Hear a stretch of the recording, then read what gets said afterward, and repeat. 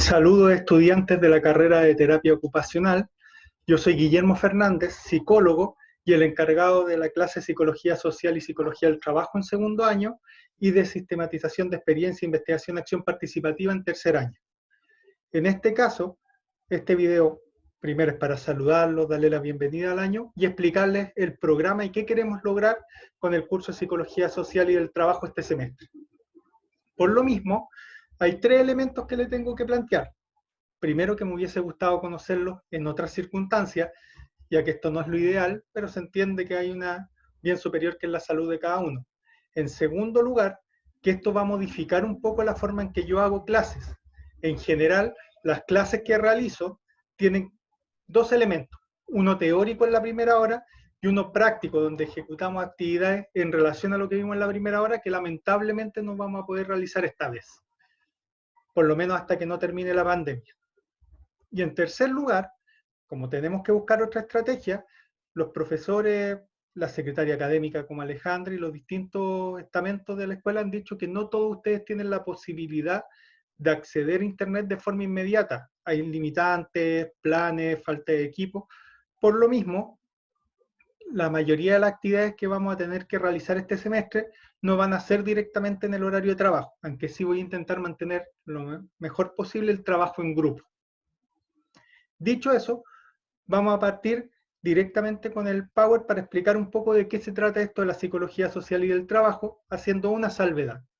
El programa que subí hace como 3 semanas a Moodle no tiene o no cuenta con bibliografía, básicamente porque mucha de la bibliografía yo la tengo en papel, la tengo en formato no digital y no la he podido llevar a la universidad para que la transformen a un formato que sea adecuado para las personas que tienen algún tipo de habilidad diferente dentro de la clase, sea porque tienen problema a la vista o la audición.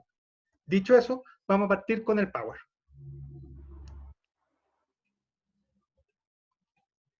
Y ahora...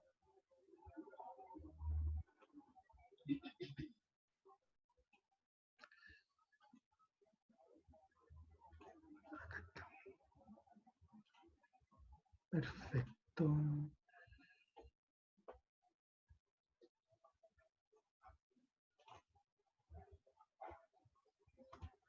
Ya, como se puede ver, en esta primera diapositiva se ve un gran círculo que dice psicología y otro más pequeño.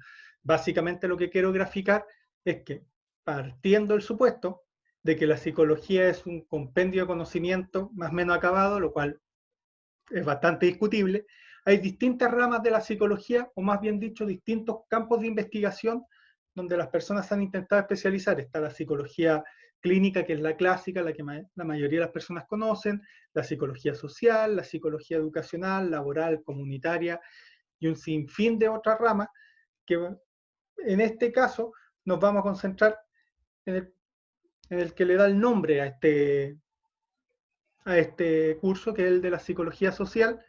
Y ahora, ¿dónde queda la psicología del trabajo? En general, la psicología del trabajo no es una rama tan reconocida de la psicología, y vamos a ver por qué. Básicamente, la psicología social nace de una idea que para la psicología en los años 30, 40 era revolucionaria. Se suponía que nosotros éramos seres que teníamos solo motivaciones internas, y que nada externo afectaba lo que nosotros queríamos hacer.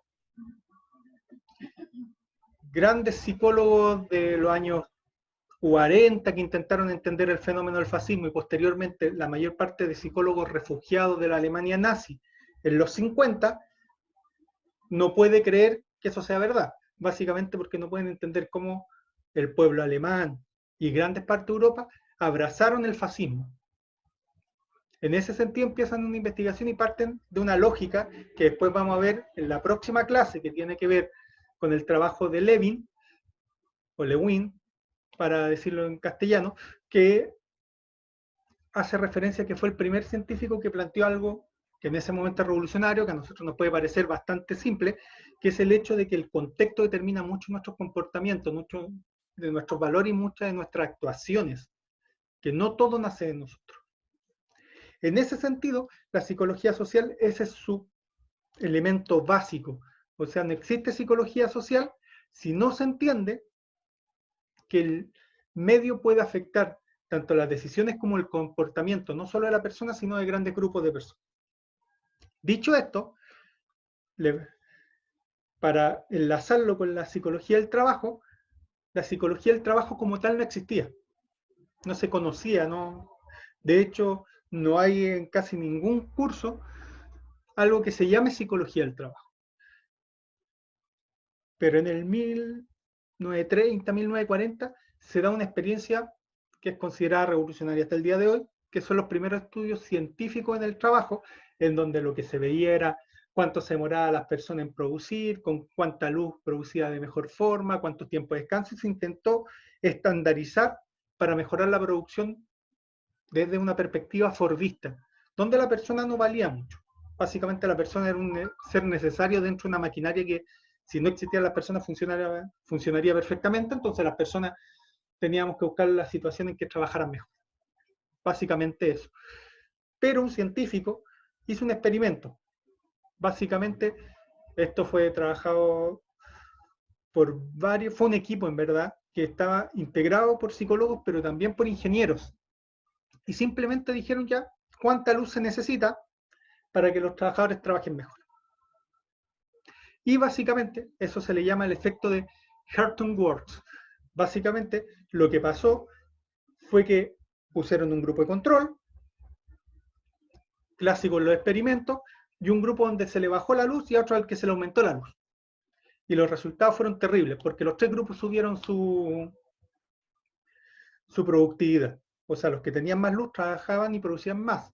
Los que tenían menos luz trabajaban y producían más. Y el grupo de control, increíblemente, también produjo y trabajó más. Entonces los científicos en su modelo que decía, viejo, a más luz trabajan mejor, a menos luz trabajan peor, se les cayó. Y el psicólogo, que por eso es famoso, que después trabajó con Elton Mayo, que es el que hace famoso esta situación, planteó que había algo muy importante, que era preguntarle a las personas por qué habían mejorado su productividad, algo que en los modelos científicos antiguos era ridículo preguntarle a las personas qué sentían, qué pensaban. Y cuando le preguntaron, simplemente se dieron cuenta que las personas, cuando sienten que se preocupan de ellas, mejoran su productividad. Y eso hace y abre toda una rama que nosotros tenemos distintos nombres, pero que dice que si yo me preocupo de los trabajadores, de sus condiciones de trabajo, las personas son más felices y por tanto producen más. Ahora parece perogrullo, pero en ese momento era un descubrimiento revolucionario. En ese sentido, se crea, por ejemplo, a partir de este experimento, la idea de recurso humano, del trabajador como parte esencial del trabajo, y de que si se siente bien va a producir más, y por tanto las grandes compañías gastaban mucho dinero en tener departamentos de recursos humanos que hicieran sentir bien a sus trabajadores, la idea de paseo de fin de año, de autocuidado, todo eso nace de este experimento.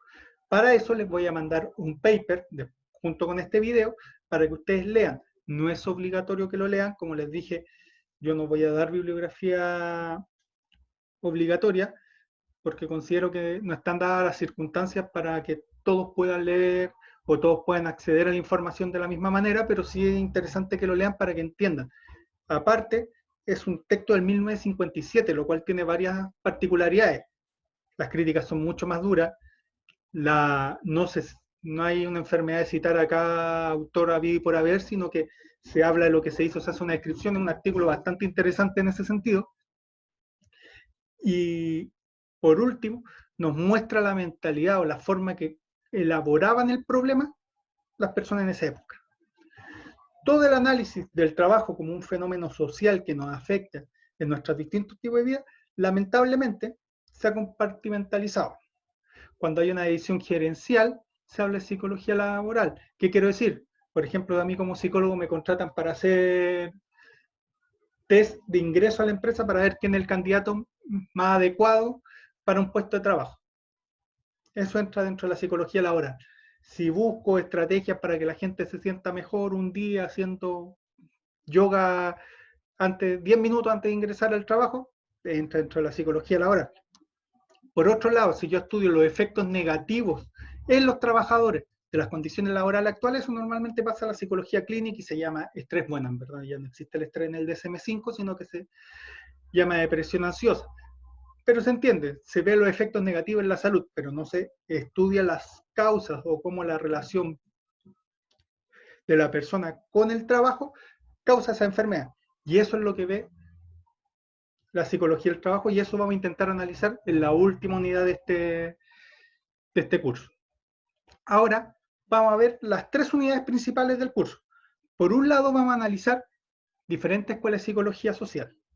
Voy a ser honesto, la división de las escuelas de psicología social las hice yo, a partir de mi conocimiento, pero pueden haber otros profesores que hagan otras divisiones, o incluso pueden haber diferencias. Yo, por ejemplo, puse la psicología social clásica estadounidense, pero dentro de la psicología social clásica agrego un autor de los 80 que es Moscovici, lo junto con Bandura, que es de los 50. Y Moscovici trabaja en Francia, no en Estados Unidos. Por tanto, lo que me refiero es, con psicología social clásica, me refiero al modelo más cognitivo de entendimiento de la realidad. También vamos a ver la escuela latinoamericana, que se llama psicología comunitaria, y los psicólogos comunitarios plantean de que ellos no son psicólogos sociales, y vamos a ver las diferencias por qué. La escuela del psicoanálisis, donde intento hacer un cruce desde Freud en un texto que no fue tan famoso en tu tiempo como Tótem y Tabú, pero que probablemente determinó muchas de las formas de entendimiento de la realidad social desde el psicoanálisis, hasta Lacan y posteriormente los trabajos de Zizek, donde agregó el componente político como central en el análisis de las distintas tensiones que habla el psicoanálisis, para entender cómo nos relacionamos como sociedad actual. Finalmente vamos a ver algunas perspectivas postestructuralistas y postmodernas, pero como están en desarrollo, no las puedo calificar en un solo nombre, sino que las vamos a ir viendo. Por ejemplo, qué análisis se pueden hacer desde el feminismo al mundo del trabajo, qué análisis se pueden hacer desde el postestructuralismo al mundo del trabajo, qué diría alguien como Derrida, qué diría alguien como Foucault sobre el mundo del trabajo actual. Cuando veamos ese análisis de las distintas escuelas, después vamos a ver de la construcción del problema que hacen esas escuelas. Ustedes dirán cuál es la diferencia, que una cosa son los elementos básicos de análisis y otra es cómo construyo el problema, porque cuando construyo el problema, construyo la solución o los mundos posibles que hay dentro de esa lógica de trabajo.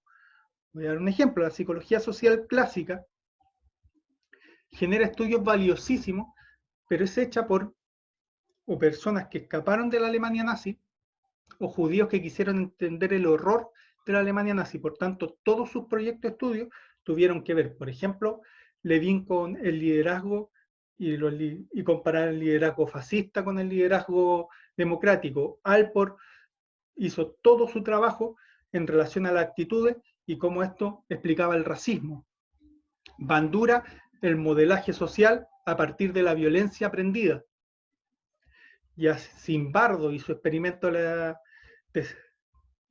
la cárcel de Stanford, donde quiso ver cómo las personas en ciertas condiciones se transforman en rol y pierden ciertos rasgos de humanidad. Es decir, toda la construcción del problema estuvo dada por su propia realidad social. Y esa misma construcción del problema tiene cuestionamientos. Por ejemplo, en la psicología social clásica, que es la más fácil de trabajar en este momento, porque ya han pasado varios años desde su desarrollo, no se cuestiona la idea de poder, no se cuestiona la idea de construcción, se utiliza mucho el experimento, lo cual en la actualidad se considera muy poco ético. De hecho, hacían experimentos que causaban secuelas graves a las personas por mucho tiempo.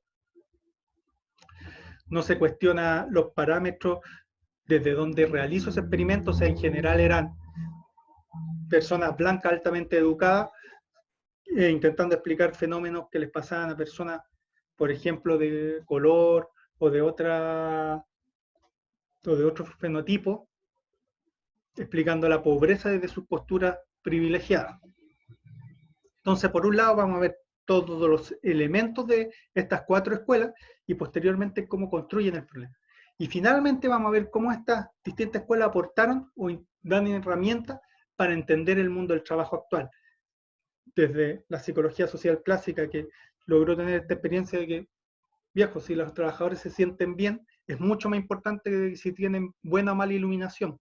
El sentir que se preocupan de ellos es mucho más valioso que condiciones materiales, lo cual es increíble en relación a las perspectivas que existían en esa época, hasta las perspectivas postestructuralistas y posmodernas que te van a hablar o van a trabajar de la idea del colaborador. ¿Qué es el colaborador?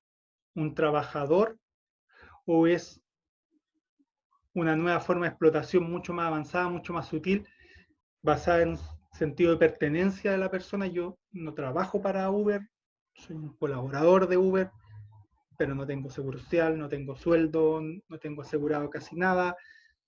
Una nueva forma de explotación o una nueva forma de reconocimiento. Permito que me exploten a partir del reconocimiento que me dan. Esas discusiones las vamos a tener durante el curso. Finalmente, como les dije, les di un texto, que no es obligatorio leer, pero que sí sería, les facilitaría el entendimiento de esta primera parte, sobre todo del experimento, para que entiendan el clic que se hizo desde la psicología social hasta analizar los elementos que son importantes del trabajo y cómo se influyen en las personas. Por lo mismo, este Power contiene 3 preguntas, son básicas, pero también para que guíen un poco la lectura, para que lo ayuden. Unas son simplemente extracción de información y la última es de reflexión. Bueno, eso ha sido por hoy. No sé, y de hecho le voy a pedir a la delegada del curso que me diga cómo está la carga horaria, cómo está organizándose el curso, porque esto lo tenía planificado para una clase de 45 minutos y podríamos partir inmediatamente con las escuelas cognitivas. Pero si me dicen que todavía están recién adaptándose a este nuevo sistema, lo dejamos para la próxima semana. Quedaré atento al mail que le voy a pedir a la delegada. Por lo demás, saludo a todos y los mejores deseos dentro de lo posible en las condiciones de confinamiento particular que tenga cada uno. Saludos y nos veremos en el próximo video.